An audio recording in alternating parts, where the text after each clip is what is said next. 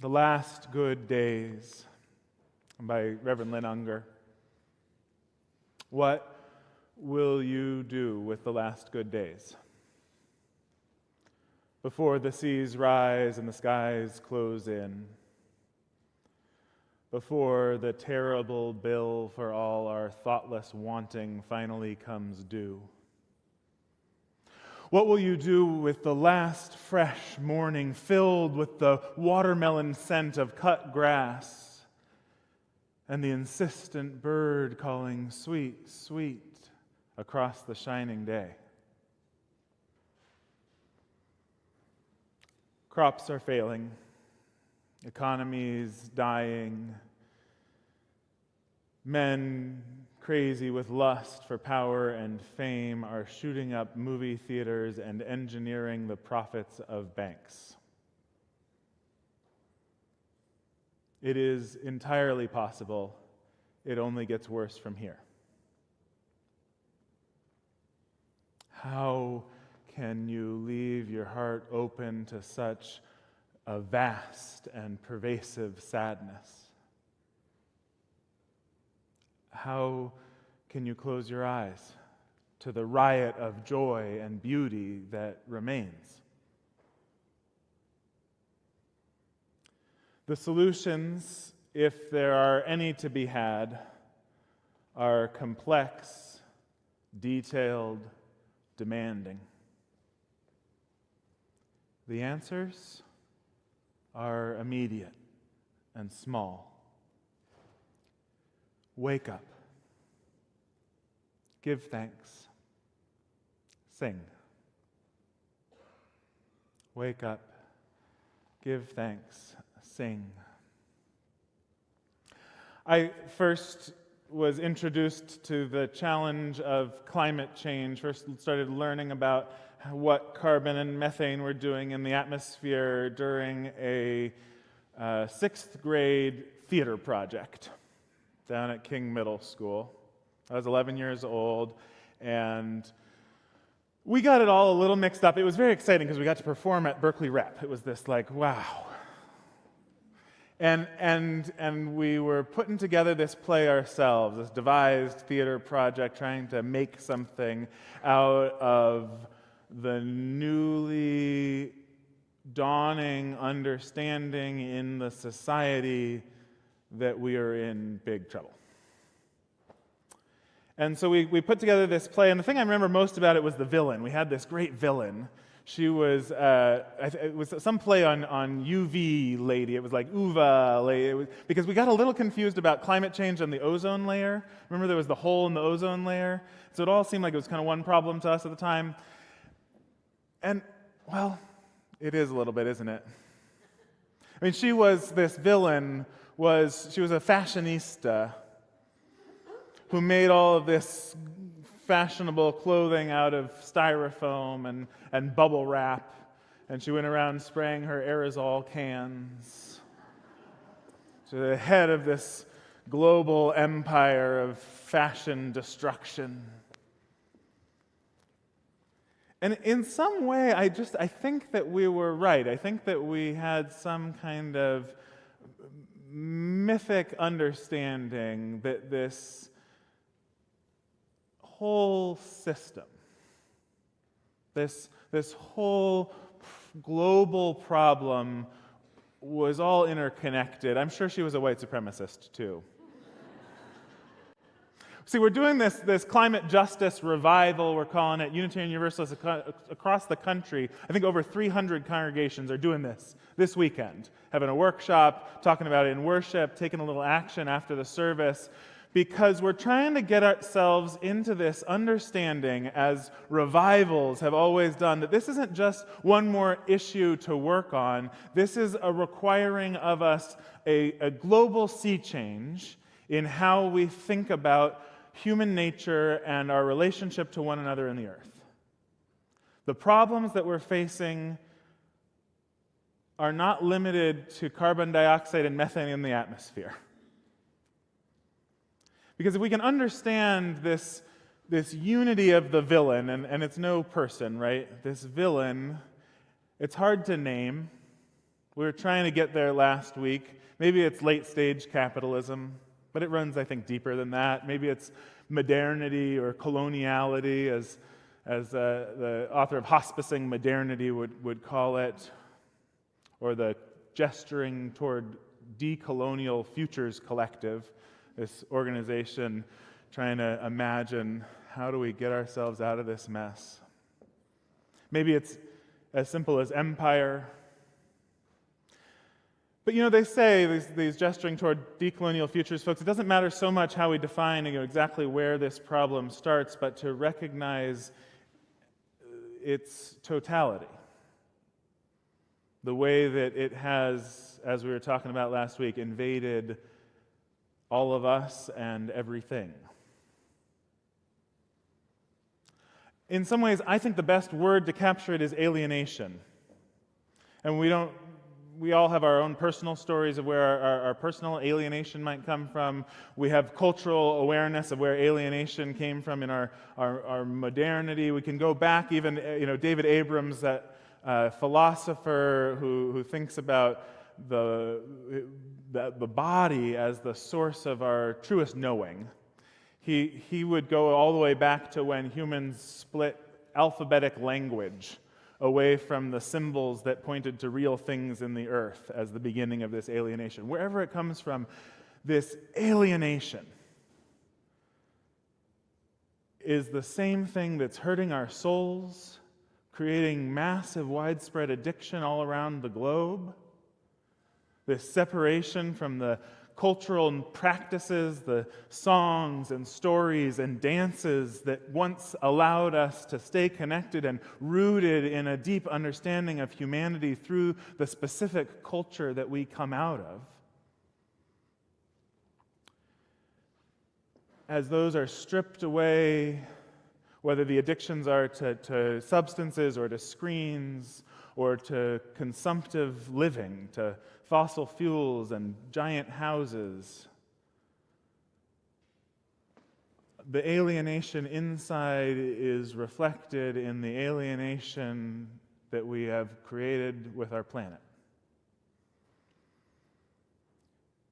And here's the thought I keep having about it. If alienation, if being alien is the problem, like those invasive species choking out all the native wildlife we were talking about last week, then what the answer is naturalization.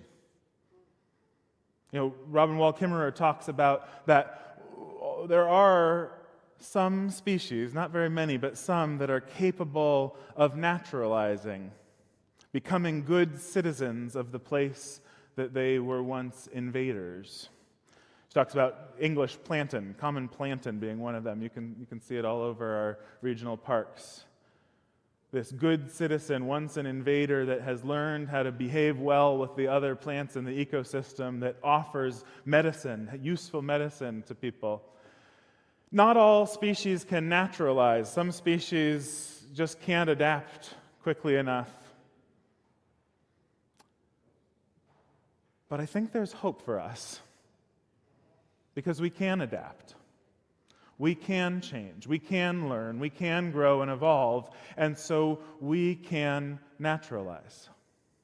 We can return to a deeper understanding, something that every culture, if you go far enough back in our ancestry, knew, our deep interrelatedness, our deep connection to the earth. We can have that once again. But of course, we can't go back, right? It's going to be new. It's going to be different. And I think about this photo. You'll recognize it. This is the first time that human beings saw what our planet looks like. That Earthrise photo taken from the moon. And I believe, 50-something years later, we're still figuring out what this means for us. But I do think we could imagine that it is a moment that changes our deepest religiosity. I think that this image, and not necessarily the photo itself, but this idea of the planet as an image that contains us all, that we see as all of us belonging to in a small and fragile way. That image is lighting up movements all across the world of people who are placing it at the center of their spirituality. Unitarian Universalists, we are clear, we are committed to this kind of religiosity. In fact, I think this is our most holy symbol. But we're not alone. People all over the world are coming to this same conclusion. A global awakening. I would call it a religious awakening, although lots of folks who are waking up to it are atheists or not religious at all, not even consider themselves spiritual. It is a movement that crosses ideologies and identities, a movement that says we are Earthlings first.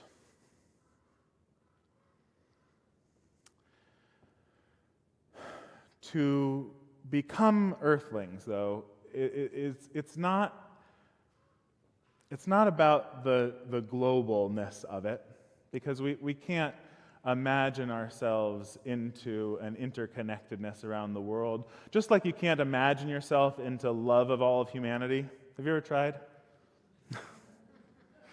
If you go, get cut off by somebody on the highway right after imagining that, you'll find out it doesn't work. But what you can do is love the people around you. What you can do is love the earth right outside your front door. Love the soil, love the birds and the creepy crawlies, love what is happening in the immediate place around you, and understand that through that specificity you love again and again this blue-green planet Earth.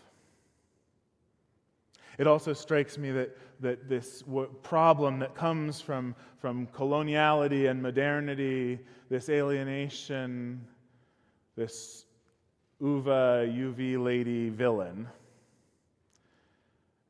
it also is what made this possible. And that within coloniality and modernity is the seed of a future hope for a planet connected in care. So all of this is the sort of stuff we were talking about with our kids at Chalice Camp this summer, because we think that our children, as young as 7 and 8 years old, need to understand what we're facing, and not just understand it, but understand what it takes to stay resilient in the face of it, to have faith and know the skills to work together, because they'll be spending their lifetimes. And their children will be spending their lifetimes facing the challenges that we know we're already facing today. So I want to share with you, this is a video that we made out of the interviews that the kids gave us at the end of Chalice Camp.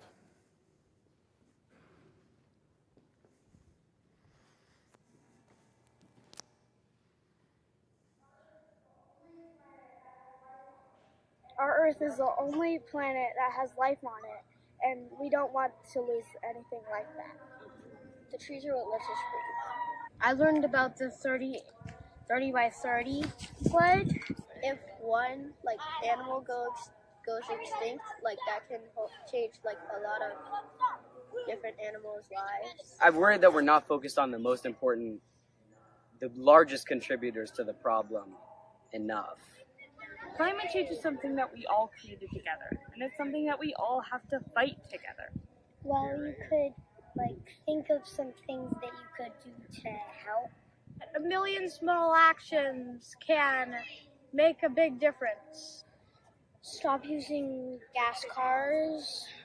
Stop using motorcycles. I want to teach that you shouldn't be using a lot of fossil fuels. We need to start driving less cars, bike more places, walk more places. They can try to stop burning fossil fuels. They can try to use more electric things. If one person has an electric car, that's not going to do anything. But if so many people have electric cars, then there's barely going to be any more pollution. We should not raise as many cows. There are way too many cows on Earth that produce methane. I think we need to really look for upstream solutions to industrial emissions. If you threw something away that wasn't supposed to be in the trash, it was supposed to be in the recycling bin.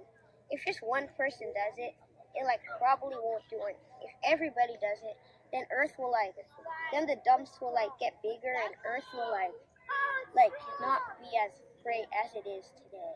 I wrote a letter to the head of food services at my school to ask her to switch the cereal containers to compostable bowls instead of these plastic disposable things. A carbon tax, or encouraging businesses to use more sustainable energy sources. If you don't do anything now, then our world could explode, like I said, and no one wants that. Even when I feel daunted, I like to remember that, in some ways, I need to do it anyways. It would make a difference, and you didn't have to be feel so bad about it anymore. Ride your bike or walk around places. That one is pretty hard actually, especially if you're like me and you always are late to things. Even though it definitely seems like we're always too late to something, it really is never too late to start. Oh, this is really stressful. I still have a commitment to keeping my Earth beautiful. Going out into nature is nice, so you can see what's around you and realize your motivation is to keep all this beautiful space safe. You really don't have to do it alone, and that we really can't do it alone. If I already know so many people in the Bay Area that are trying to make a difference, I can only imagine how many people there are worldwide. Because there's lots of things you can do in order to help, and anyone can make even a small difference is a big difference. It's not the end of the world. Well, it could be, but if you work together and try to solve it, and you could save the Earth. I feel like we have too much to lose to not try to do better.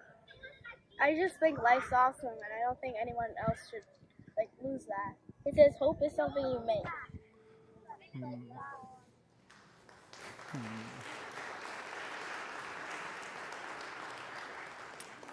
Sorry, that audio was a little hard to hear. We'll get it out in another way too, but it was profoundly moving to me to hear these kids reflect on the challenges that we face, to understand the magnitude and how it can feel like there's so little that each of us can do, but to conclude that even though one person seems like they can't make a difference, what else is there to do but try? That this planet is so precious, it's worth saving. We have so much to lose. How can we not try to do better? And then to hear Em share hope is something that you make.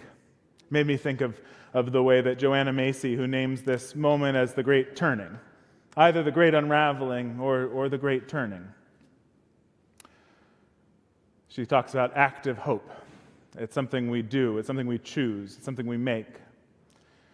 This week I was asked to go down to the Port of Oakland Commissioners meeting to speak on behalf of a group that's been organizing against expanding the Oakland airport. And honestly, it felt like, am I really going to rearrange my whole day, make it all the way down to the Oakland port from up here, cancel a meeting that felt pretty important, just to say something to a group of people who probably don't want to hear it anyway? And does it really matter in the end that we're going to expand one dinky little airport in the face of this global challenge? But I knew I was talking to you all today about this.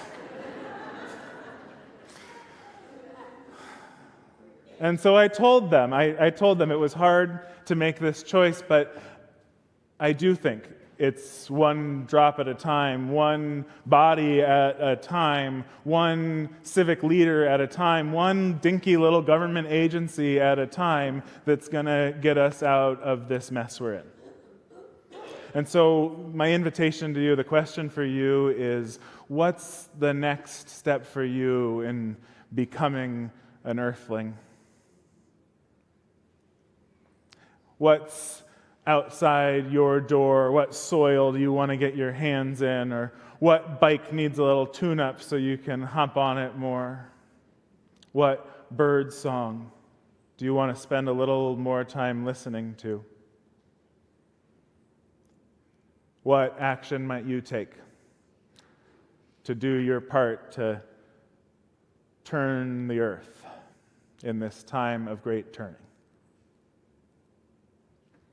The solutions, if there are any to be had, are complex, detailed, demanding. The answers are immediate and small.